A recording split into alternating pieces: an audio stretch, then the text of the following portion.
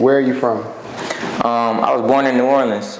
Shortly after my birth, moved to New Jersey. Moved here when I was like 10, going on 11, or probably 11 to 12. So I say I'm from the A. I've been here for my whole life. So my roots back home though in New Orleans though. So. What was it like growing up in Atlanta? Atlanta, I mean, it was different when I moved down here, man. It was slow paced, you know what I mean? But I noticed that the neighborhood that I moved in, everybody was hustlers. So it was like I had to get on my shit kind of quick. I can curse on here? Yeah. Okay, for sure. I had to get on my shit kind of quick, man. Growing up in Fort Ward, man, everybody that is from that area, they were like fast paced. They was hustlers. They was getting money at a young age. So it's like, I had to adapt real quick, you know what I mean? And it's like just like any other neighborhood, you feel what I'm saying? It was, poverty stricken, you know what I mean? But I lived on the opposite side. I lived on like Ralph McGill Boulevard. So like where I lived at was cool. You know what I mean? My folks were straight. I used to play basketball on like Wabash and down by JD Sims, and a couple of my partners and stuff was like already originally from the area and stuff like that. So I mean, you just typical Atlanta shit, you know what I mean? So it was cool though. Okay. And so do you come from a musical family? I don't come from a musical family, you know what I mean? But I was introduced to music at a young age. You know, my dad, my mom, they were born in New Orleans, so jazz was one of the number one things that they would always listen to, jazz and different other music. And I felt like just on a regular Sunday, regular Monday, I just hear, like throughout the week, I just hear music, all throughout the week. So in terms of them playing and stuff like that, nah, but in terms of me being adapted to the music that they were playing and just loving the whole vibe about music, then I'd say yeah. At what point did you start making music? That's crazy, man. I would say seriously, I probably started making music seriously after high school, but like throughout high school, we was rapping.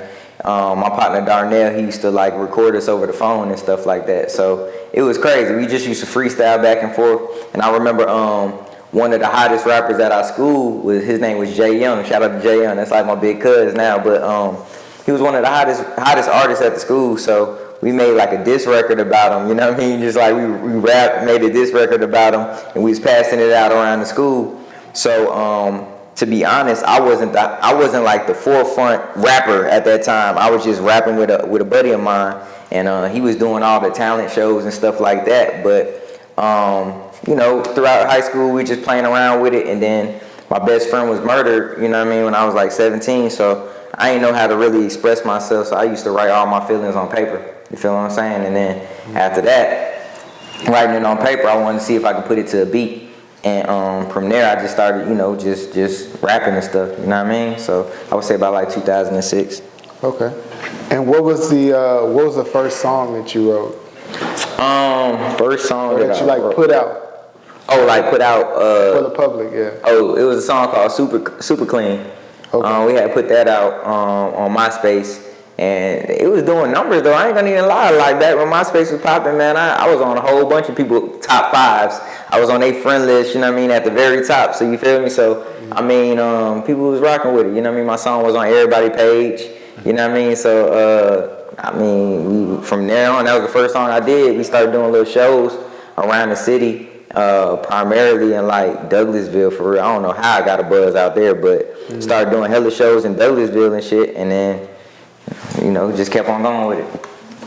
And so after you put out that song and you got that steam, did you get interest from a label, or like where did you take it?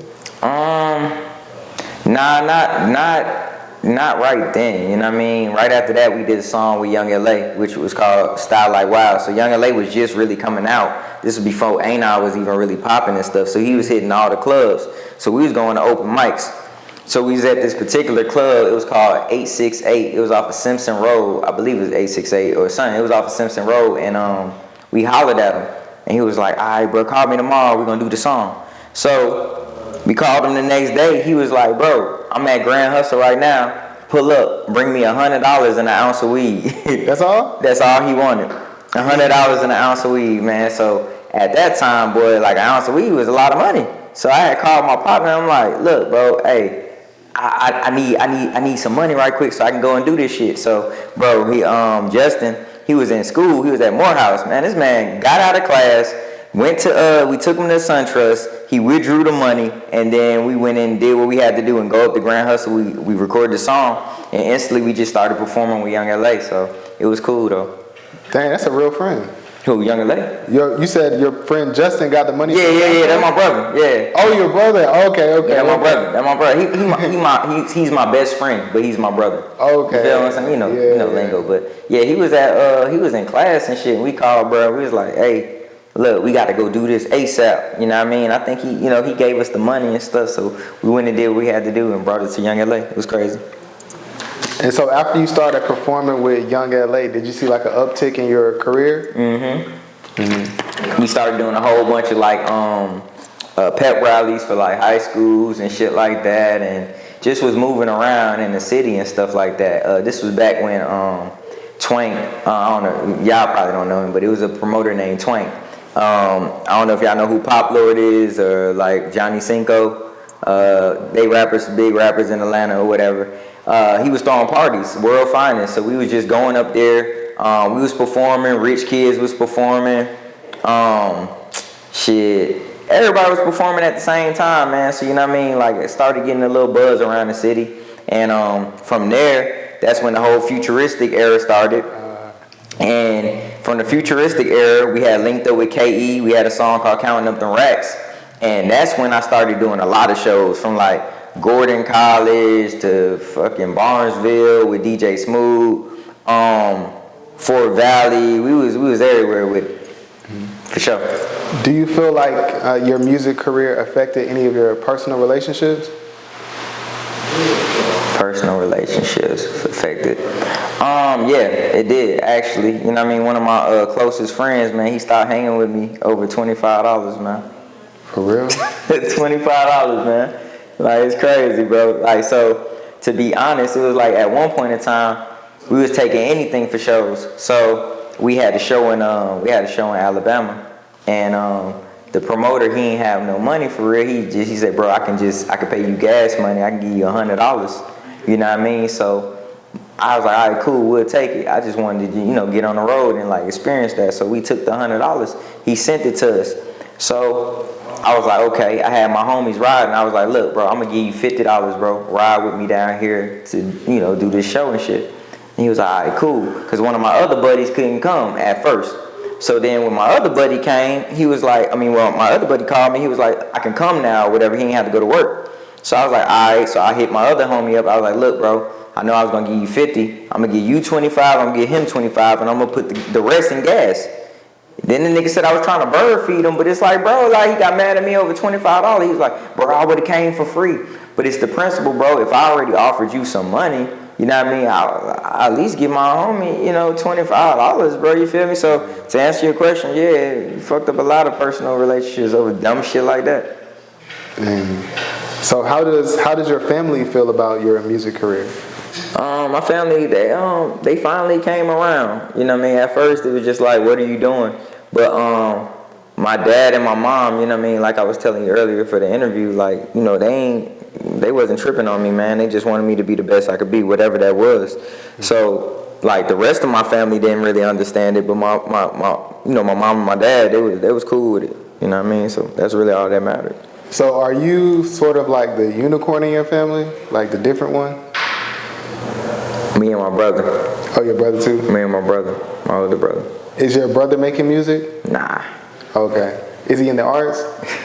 He just different? He different. Like, well, I ain't gonna say that on camera, but he different, man. You know what I mean? And out of the family, I'm the only one that was like, I ain't take the traditional route. You know what I mean? So I could have easily went to college.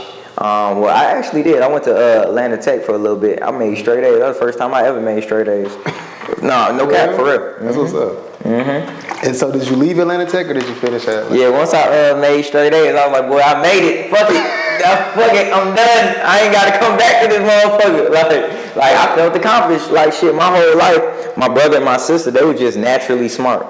And when I say naturally smart, they didn't have to study for shit. They'll just make straight A's. I was the one that was struggling, you know what I mean? Not saying I wasn't as smart as them, but I would have to study to bust my ass. But throughout my whole elementary school, all the way up to high school, I ain't never made straight A's till I got to college. That's crazy. Wait, so what did you want to do with that? At the technical school, like what did you want to do? Man, I was just in college, man. I was studying business administration, man. You know, the typical basic thing that, you know, when it's like, all right, I'm about to go to school. At first, I was going to try to be a barber. But shit, I'm like, man, bro, I don't know how to cut no goddamn hair. And it's like, I can learn, but I was like, I don't feel like doing that. You know what I mean? So at first, I was doing barbering. Then I was like, man, I'm going to just go for business. You know what I mean? And through the process, it was like, all right, cool. Let me see what I can really do with these grades. Let me see if I can really like tap in. And I was studying and shit. You know what I mean? I made straight A's and I take that back. It was straight A's and 1C. But that's still good though. Yeah, it is. For real. For sure. How important is understanding business for someone who wants to pursue a music career? That's a great question, man. You got to understand the business. You got to know the business, man. Like, I done been burnt so many times, and I'm still going through shit right now. I'm still learning, you know, in the process. Like, every day you're going to learn something new, you know what I mean? You got to make sure you coding your music. You got to make sure you know what Nelson BDS is. You got to know what UPC, IRSC codes are for the songs, how they can track your music, you know what I mean? Sound exchange, ASCAP, whoever you with, you know what I mean? Mm-hmm. Like, it's a lot, man. You got to really treat this shit like a business. And I'm trying to differentiate, like, friendship and business. You know what I mean? I'm just still trying to learn that to this day. Because, like you said earlier, a lot of shit can get fucked up over like, misunderstandings. Yeah. And so, in terms of, like, a personal investment, how much would you say, like, a younger artist or somebody just starting, how much would they need to actually get out in the game and like be somebody? Well, let me not say be somebody, but you get what I'm saying, because they already somebody. I've been rapping for so long, bro. I can honestly say I probably spent like $300,000 on myself, and that's for me having regular jobs. Damn. That's for me going and like you can break it down. Think about this: studio time. It costs to be in the studio. It costs for beats. It costs for mixing. It costs for mastering. It costs for cover art. It costs for videos. It costs for the wardrobe for the videos. It costs for your feature if you got a feature on that song. It costs for the feature. It costs for their wardrobe. It costs for the cameraman. It costs for transportation if you want whips in the car in the video. It costs for promotion. Like if you getting advertising. This is before. Let's not even talk about advertising. That's now. You can pay for ads, but advertising. It calls for like marketing, you know what I mean? You may want to get some stickers, flyers, posters. Sometimes you're going to have to pay to perform. Sometimes you're going to have to pay some DJs. Sometimes you're going to, and think about that. Every song that you're actively pushing, you got to put some money behind that shit. So, bro, I can honestly say I probably spent about like $300,000 on myself, and that's over the years. It's probably been more. Like, I think during the pandemic, no, right before the pandemic hit, 2019, man, I spent so much goddamn money, bro. Mm-hmm. Like on music, like, cause I used to write everything in there, I had my receipts and shit. My tax lady was like, damn, like, you spent a lot of money, and a lot of that didn't even come back. So sometimes you may break even, sometimes you may not make, you know what I mean, what you put in, but shit, it's all worth it if this your dream. And so, are you independent or signed to a label? I'm independent, you know what I mean? I'm self-driven. I'm doing a partnership with Cool Club, with Scotty ATL. So, you know what I mean? But we independent all together as a collective. He's independent, I'm independent. We coming together and we trying to do something major. Okay.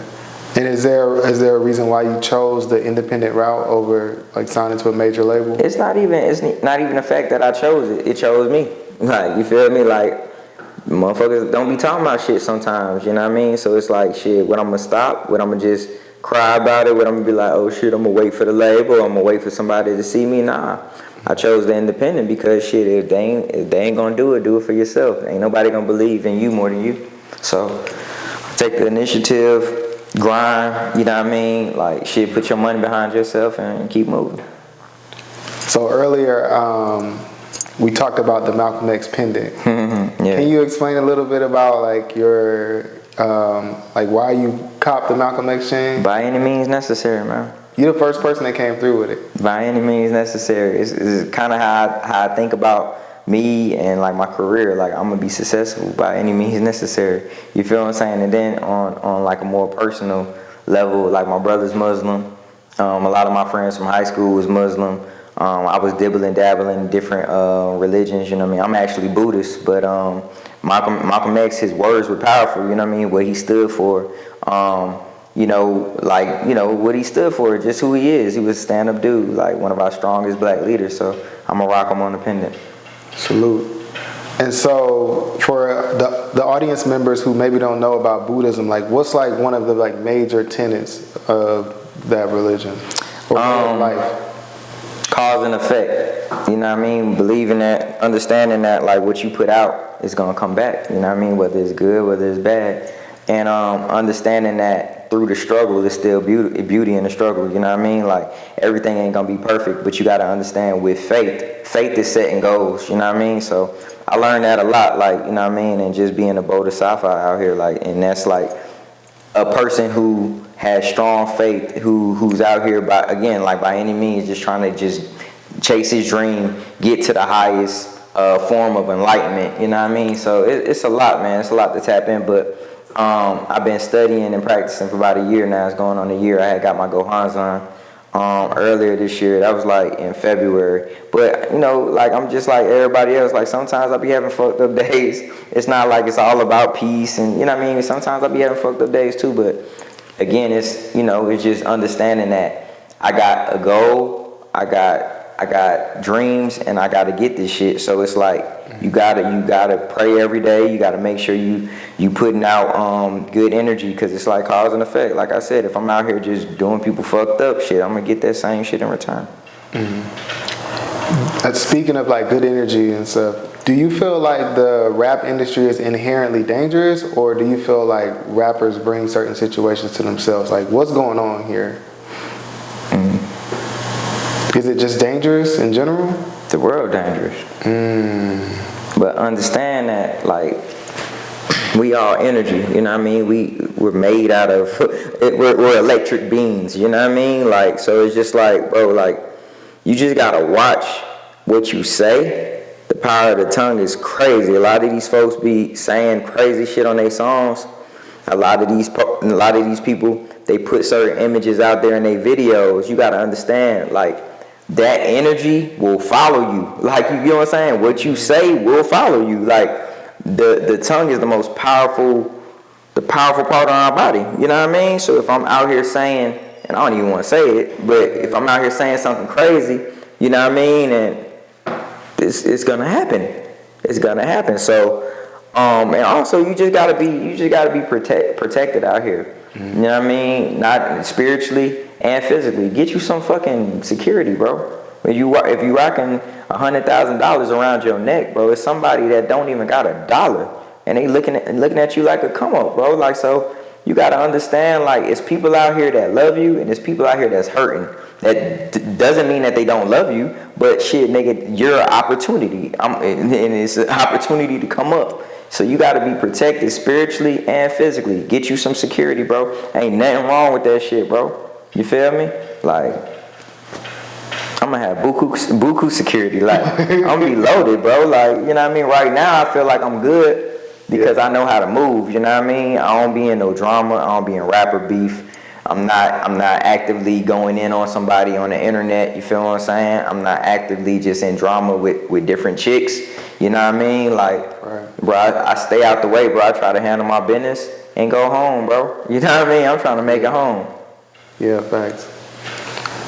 So let's say that Veto is like riding in a Ferrari on the coast, on the Amalfi Coast, top drop. What's playing in the stereo? What's playing in the stereo? Probably Nipsey. Nipsey? Mm-hmm. What song? I'm probably playing, if I'm in a drop top, I'm probably playing, hold on. Give me 1 second. My engine on my ceiling crack, smoking killer. That's on that mailbox money. See, smoking people gotta go back. That's his intro on there. But wait, is that Smoking with My Stylist is on that same tape? I think so, but that's number one on there. That's one of, I like that song. But I like so many Nipsey songs. Like I got Nipsey tattooed on my leg. Like I met Nipsey Really? 3 times. Yeah, Nipsey was a big inspiration to just me in terms of like how the marathon, like he just understood, like, you know what I mean? He set different goals, like the $100 mixtape. That's when I met him, around that time when he did the $100 mixtape with DJ Drama. You know what I mean? He was selling it for $100. But he just said a lot of what's the word? He just said a lot of what is it? Like, what's that word, man? He said a lot of, I don't want to say trends or goals.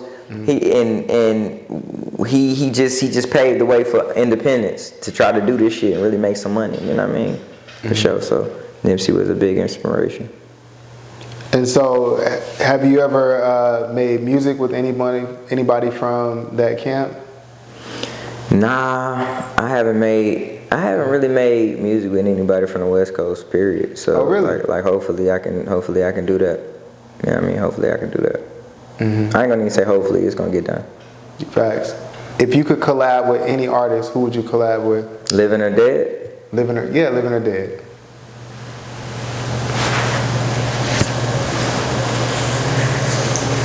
Living, I would say Lil Wayne. Facts. Gotta do a song with Lil Wayne. I wish I could have did a song with Dolph. Wish I could have did a song with Dolph, man. That's mainly what I be riding to. I be riding to Dolph. Nip.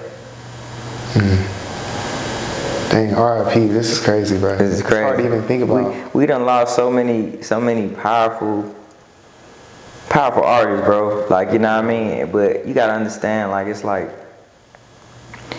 music is probably one of the most dangerous jobs in America, bro. I feel like being a rap artist, not just like, you know, not like whatever, just being a hip hop artist out here, bro. Because it's like, it's the trend. It's just what people inspire to live like, even if they not artists. You know what I mean? So that envy is just like second nature sometimes to certain people. They just like, they don't know why they hate a nigga. They don't know why they dislike this nigga. It's just, you got what I want, and you look like food right now.